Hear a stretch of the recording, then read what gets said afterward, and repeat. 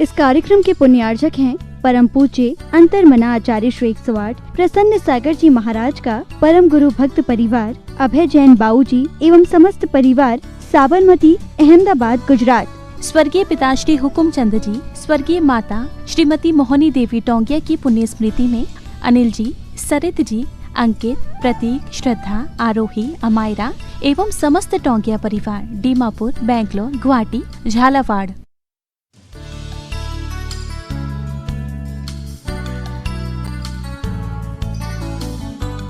भगवान महावीर स्वामी की दिव्य ध्वनि विपुलाचल की पंच पहाड़ियों पर खिल रही थी। राजा शरणिक ने प्रश्न पूछा कि भगवान कैसे उठें, कैसे बैठें, कैसे खाएं, कैसे सोएं, कैसे पिएं, कैसे बोलें, कैसे रहें, कैसे जिएं। दुनिया के विचारकों ने, दुनिया के मनीषियों ने, विद्वानों ने जीने की कला तो सिखाई है, पर मरने की कला किसी भी दर्शन ने नहीं बतलाई है, जैन दर्शन के अलावा। जैन दर्शन में आचार्य, बड़े बड़े आचार्यों ने मोटे मोटे 2, 3, 4 ग्रंथ लिख दिए कैसे मरना है। जीना सरल है पर मरना, सब कुछ मैं ही बोलूं क्या? जीना सरल है पर मरना बहुत कठिन, लेकिन मरने का विचार करना बहुत सरल है, पर मरना बहुत कठिन। वो महिला के मुंह को जैसे बिल्कुल कड़वी मुंह में बादाम आ गई। विपुलाचल की पंच पहाड़ियों पर बैठकर के जनता जनार्दन के नाम से भगवान महावीर स्वामी अपने सूत्रों को सूत्रपात कर रहे थे, शंखनाद कर रहे थे। शरणिक ने प्रश्न पूछा कि भगवान कैसे उठें, कैसे बैठें, कैसे खाएं, कैसे पिएं, कैसे सोएं, कैसे बोलें, कैसे रहें, कैसे जिएं। और यदि मैं आपसे पूछूं कि तुम जीना क्यों चाहते हो, आपसे पूछ जीना क्यों चाहते हो? परिवार को बढ़ाने के लिए, पैसा इकट्ठा करने के लिए, या पैसा जोड़ के छोड़कर मरने के लिए, या बच्चों के लिए जीना क्यों चाहते हो? और मुझे विश्वास है तुम्हारे पास कोई जवाब नहीं है। और मैं कह रहा हूं, जिंदगी सुबह से अब शाम हुई जाती है, वाह वाह करो। जिंदगी सुबह से अब शाम हुई जाती है, जिंदगी सुबह से अब शाम हुई जाती है। आगे तो पढ़ने दो। जिंदगी सुबह से अब शाम हुई जाती है, देखते देखते तमाम हुई जाती है, देखते देखते तमाम हुई जाती है। निवेदन आपसे कर रहा हूं, प्रश्न पूछा। महावीर ने उस प्रश्न को बड़ी गंभीरता के साथ सुना। शरणिक यही प्रश्न पूछा था कि हे स्वामी, कदम चरे कदम चिट्ठी, कदम आसे कदम से कदम भूंसे जिभासे जदम पापम न बंधहि। कैसे उठूं, कैसे बैठूं, कैसे खाऊं, कैसे पीऊं, कैसे रहूं, कैसे जीऊं, कैसे बोलूं, कैसे हंसूं। महावीर ने अनेक प्रश्नों का एक समाधान, एक शब्द में समाधान कर दिया।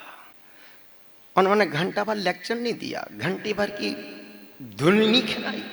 एक शब्द में उन्होंने कहा कि हे शरणिक, जदम चरे जदम चिट्ठे जदम आसे जदम सही जदम भूंसी भाषे जदम पापम न बंधई।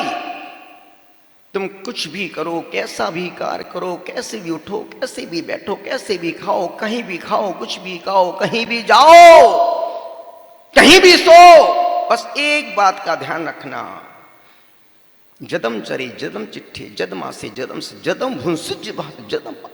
कोई भी कार्य करो विवेक पूर्वक करो।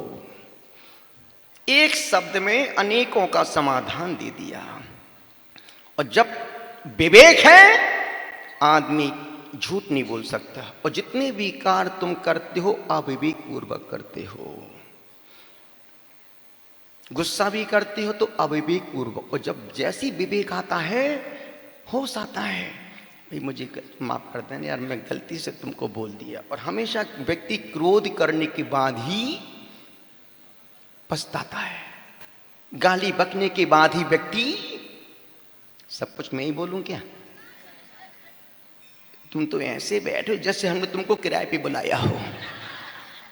हदगर्दी ईमानदारी की निवेदन आपसे कर रहा हूं। जब भी क्रोध आता है बेहोशी में आता है, और जब होश आता है तो दिल को अफसोस होता है कि यार मैंने क्यों कर दिया, नहीं बोलता तो अच्छा था। और क्रोध की भाषा ही महाभारत की परिभाषा है। अच्छे अच्छे संबंध एक छोटे से लफ्ज से बदल जाते हैं। एक अच्छे बरसों बरसों पुराने संबंध, रिश्ते एक अपशब्द से चकनाचूर हो जाते हैं। या यूं कहूं कि शब्दों की मीनार पर ही तुम्हारी जिंदगी टिकी हुई है। जब तक तुम हां में हां कर रहे हो तब तक तुम अच्छे हो। जरा सा तुमने हां में ना किया, अतसीरी महाभारत कथा प्रस्तुत करता गोदरेज। एक सज्जन किसी घर में मेहमान बने, अचानक धोखे से शाम को पहुंच गए, और वो व्यक्ति पूरा सामान, किचन का सामान, वो पति पत्नी थे, सामान समेट ही रहे थे। अरे साहब आप कब आए, कैसे आए? अरे आओ खाना खा लो। उसको खाना खिला दिया, सौंप इलायची भी दे दी। जब वो जाने लगा तो एक शब्द बोल दिया, अरे अच्छा हुआ आप आ गए, अन्यथा मेरा सारा भोजन तुम्हें कुत्ते को खिलाने वाला था। सब कुछ बहुत अच्छा किया, पर एक छोटे से शब्द ने उसके पूरे आतिथ्य सत्कार को सत्यानाश कर दिया। वो उस व्यक्ति की कहानी नहीं, तुम्हारे जीवन की कहानी है। निवेदन कर रहा हूं, जिंदगी में यदि दिलों में स्थान बनाना है, मरने के बाद तुम्हें जिंदा रहना है, कुछ मत करो, अपना वाणी व्यवहार अच्छा रखो। वाणी अच्छा बोलने में कोई income tax, sale tax, GST नहीं लगती है। अच्छा बोलने में कोई टैक्स नहीं है, पर खराब बोलने में जरूर। बरसों बरसों के संबंध, बरसों बरसों के रिश्ते खत्म हो जाते हैं। अब उस बंदे ने कहा कि अच्छा हुआ सब आप आ गए, नहीं तो पूरा भोजन तुम्हें कुत्ते को खिलाने वाला था। अब भले अब वो 100 बार 1000 बार भी माफी मांग ले और वो बंदा माफ भी कर दे, पर वो शब्द जिंदगी में कभी भूल नहीं पाएगा कि यार तो क्यों मैं चला गया। कितना हल्का शब्द था, अच्छा हुआ तुम आ गए, अन्यथा मैं सारा भोजन तो कुत्ते को खिलाने वाला था। निवेदन आपसे कर रहा हूं, तुम्हारे पास है क्या अच्छी वाणी और अच्छे व्यवहार के अलावा? यदि आप ट्रेन से सफर कर रहे हैं और 2-3 लोग, 2 व्यक्ति ट्रेन में आप बैठे हैं, ट्रेन बहुत स्पीड में चल रही है, एक चाय बेचने वाला आया, उसने कहा भाई साहब बाबू चाय पी लो, बाबू चाय। आपने उसको देखा, मुस्कुराए, आपने कहा भाई कॉफ़ी मिलेगी क्या? हाँ सब आप कहें तो कॉफ़ी भी ले आता हूँ, बना के ले आता हूँ, आप 3 कॉफ़ी लेके आइएगा। वो बंदा सोचता कि यह व्यक्ति 2 हैं, कॉफ़ी 3 को मंगा रहा है, तब भी उसने बिना तर्क किए, बिना कोई बुद्धि लगाए 3 कॉफ़ी बना के ले आए, सब 3 कॉफ़ी रखी। उन 2 व्यक्तियों ने कहा कि अब भाई अब तो भी यहीं बैठ जा। एक एक कॉफ़ी उन दोनों व्यक्तियों ने ली, तीसरी कॉफ़ी उस चाय बेचने वाले को उससे कहा कि एक कॉफ़ी बैठ के मेरे साथ बैठ के तू भी पी यार। उस बंदे ने कॉफ़ी तो पी तो ली, अब 3 कॉफ़ी का पेमेंट उन 2 व्यक्तियों ने दिया उसको। उसने कहा नहीं साहब आप 2 का दे दो, 3 का मैं खुद अपने जोड़ लूँगा। नहीं नहीं तुम मेरा आदमी है, कॉफ़ी में क्या बिगड़ता है। वो बंदा बोलता है चाय बेचने वाला कि साहब मैं 30 साल से ट्रेन में चाय बेच रहा हूँ, आज तक मुझे ऐसा यात्री ट्रेन में नहीं मिला। पहली बार कोई मिला जिसने कहा कि भाई तू भी मेरे साथ बैठ और बैठ के तू भी कॉफ़ी पी। एक कॉफ़ी उसकी जिंदगी में स्थान बना लिया। कॉफ़ी कितने की? 20, 25, 30 रुपए की, 50 रुपए की।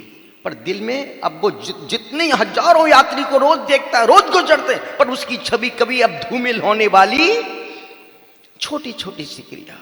आपके घर में दूध देने वाला दूध देने आता, कभी आपने उससे कहा इतनी मेहनत करते, चलो आज मैं तुमको अपने घर में खाना खिलाती हूँ, नहीं तुमको पता है ना कि तो दूध देने वाला है, चलो जा भाई, आज तुम बहुत लेट आए, समझते नहीं हो, चल से टाइम पर आना। उसको 4 बातें और गर्मी में सुना करके अपनी गर्मी निकाल देती हो।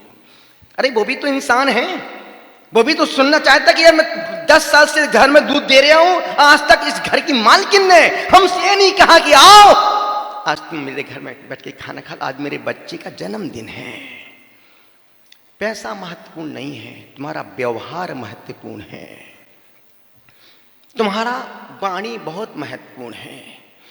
जब तक वाणी व्यवहार अच्छा नहीं होगा, कितना ही तुम धन कमा लो, पैसा कमा लो, और आपको देखना हो, जानना हो कि व्यक्ति मरने के बाद स्वर्ग गया कि नरक गया, आप जान सकते हैं। एक छोटा सा फार्मूला दे रहा हूं कि ये व्यक्ति नरक गया कि स्वर्ग गया, क्योंकि यदि कोई व्यक्ति मर गया हो, उसकी शव यात्रा जारी है, और जो शव यात्रा चल रही है, यदि लोग उस यात्रा में जो जितने लोग चल रहे हैं, यदि उसकी प्रशंसा करिए, बहुत अच्छा बनता था, बड़ा अच्छा, बड़ा ज्ञानी था, बड़ा समझता, बड़ा परोपकारी था, या जल्दी चला गया, भगवान ऐसे व्यक्ति जल्दी क्यों उठा लेता है? मान के चलना कि वो व्यक्ति स्वर्ग गया है। और यदि वही लोग बोल अच्छा हुआ कम वक्त मर गया, बहुत दुखी दे रहा, बड़ा नाक में दम करके रखा था, बड़ा अहंकारी था, बात भी नहीं करता था, कभी पूछता भी नहीं था, उसको पैसे का बहुत घमंड था, अच्छा हुआ मर गया, जीते जी वो मरा था, मरने के बाद भी नीचे नरक गया। कहीं किसी ग्रंथ में पढ़ने को नहीं मिलेगा, खुद को ही जानना समझना पड़ेगा।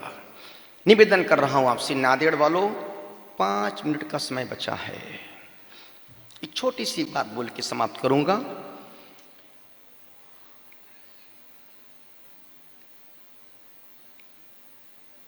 बीरबल ने अकबर से कहा, अकबर तुम्हारे राज्य में अंधे ज्यादा हैं, आंख वाले कम है। अकबर से जिसका जितना बड़ा कद पद होता है, उसका उतना बड़ा अहंकार भी होता है। जिसका जितना बड़ा कद पद होता है, उसकी बड़े आदमी की बड़ी बीमारियां होती हैं, और गरीब आदमी की गरीब बीमारियां होती हैं। अकबर से कहा कि अकबर तेरे राज्य में यार आंख वाले कम, अंधे ज्यादा हैं। अकबर को चोट लग गई कि मूर्ख, समझता नहीं है, मेरे राज्य में एक भी अंधा नहीं है, तू अंधे की बात करता है। बीरबल ने कहा नहीं राजन, मैं रोज देखता हूं। अकबर को लगा कि यार मेरे को ये चैलेंज कर दिया। अकबर ने कहा ठीक बीरबल, आज तुम मुझे शाम तक 1000 अंधों की लिस्ट ला के दो। बीरबल ने कहा राजन, मुझे 2 व्यक्ति चाहिए जो मेरी हेल्प कर सकते हैं नाम लिखने में। ठीक है, अकबर ने कहा 2 व्यक्ति जो तुमको पसंद हो लेके चले जाओ। बीरबल ने 2 व्यक्ति को लिया, एक व्यक्ति को छाता पकड़ाया, एक व्यक्ति से कहा तू नाम लिखना, बीच में पूछना मत किसका क्यों कैसी, तर्क मत करना, क्योंकि जहां तर्क है वहां नर्क है, जहां समर्पण है वहां स्वर्ग है। पति पत्नी में बात विवाद क्यों होती है? पत्नी बोलती यूं, पति बोलता क्यों, यूं और क्यों में ही अतश्री महाभारत कथा छिड़ जाती है। वैवाहिक जीवन की 2 लाइन में छोटी सी कविता सुना दूं, कहो तो? तुम तो सुनने के लिए बैठे ही हो। कविता में बाह नहीं होती है, कविता सुना जाता। 2 लाइन की कविता, 2 लाइन की छोटी सी कविता। एक चिड़िया थी, एक चिड़ा, मतलब उसका हस्बैंड। एक चिड़िया थी, एक चिड़ा था, दोनों की शादी हो गई। दोनों की शादी, एक कहानी सुना रही हूं, कविता नुमा कहानी है, पर इसमें रहस्य सार बहुत गहरा है। एक चिड़ी थी, एक चिड़ा था, दोनों की शादी हो गई, दोनों बाद में चिड़चिड़े हो गए। कविता समाप्त।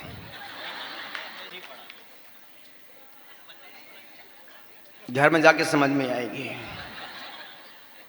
एक छोटी 1-2 लाइन की और कहानी सुना रहा हूं। कभी कभी कुछ बातें संत की समझ में नहीं आती, पर रहस्य बहुत गहरा दे जाती हैं। फाटक बंद था रेलवे का, फाटक बंद था, भैंस रुक गई। फाटक बंद था, भैंस रुक गई। फाटक बंद था, भैंस रुक गई। आदमी नीचे से निकलता जा रहा था। हमने सोचा अकल बड़ी की भैंस। कहानी समाप्त।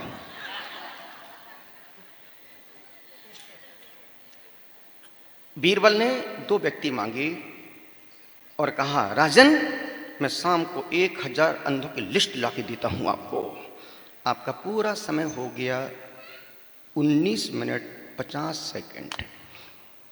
इसको यहीं समाप्त कर दूं? बात पूरी अधूरी है और बहुत रहस्यमयी बात है, बहुत गहरी बातें हैं। निवेदन कर रहा था, प्रवचन समाप्त कर दिया, जो शायद आज तक किसी संत ने आपको नहीं दिया होगा। और ध्यान रखना, हम तेरे शहर में आए हैं मुसाफिर की तरह, एक बार मुलाकात का मौका तो दे दे। निवेदन आपसे कर रहा हूं, क्योंकि पल का भरोसा नहीं है, जिंदगी एक सफर। एक माइक लगा दे भाई यहाँ पर। जिंदगी एक सफर है सुहाना, यहाँ कल क्या हो किसने जाना। कहीं ऐसा न हो कि जीवन पूरा गुजर जाए तो तुम बीमार खाट पे पड़े पड़े गाते रहो, मेरा जीवन। प्लीज वो गीत मत। अभी महाराज साहब ने कितनी प्यारी बात कही कि जिंदगी में अपनी आत्मा की भूमि पर एक संयम की, नियम की, त्याग की गुठली ऐसी बोना जिससे पूरा संसार तुम्हारे उस वृक्ष से फलता फूलता और फैल। एक नियम, और बिना त्याग के कल्याण होने वाला किसका? हम साधु संतों के, तुम्हारा। ये सारे नियम महाराज, आप ही लो, आप ही तपस्या करो, आप ही पहले मोक्ष जाओ, हम तो आपके पीछे आ।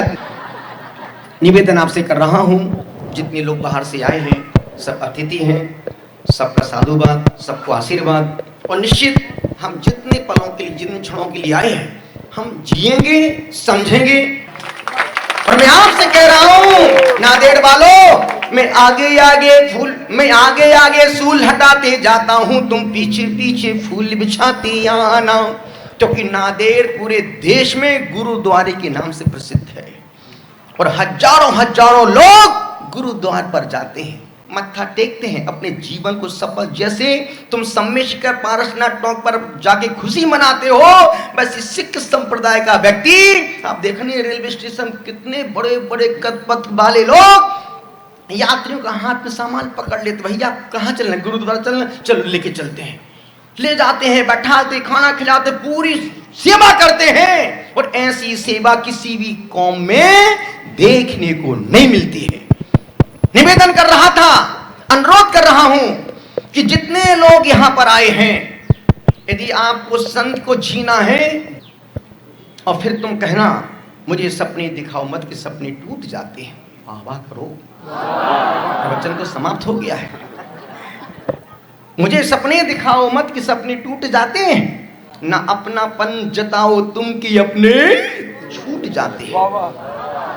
मुझे सपने दिखाओ मत कि सपने टूट जाते हैं, ना अपनापन जताओ तुम कि अपने छूट जाते हैं। मुझे कल रात रो रो कर बताया एक बालक ने, घरों दे मत बना लेना, घरों दे टूट जाते हैं।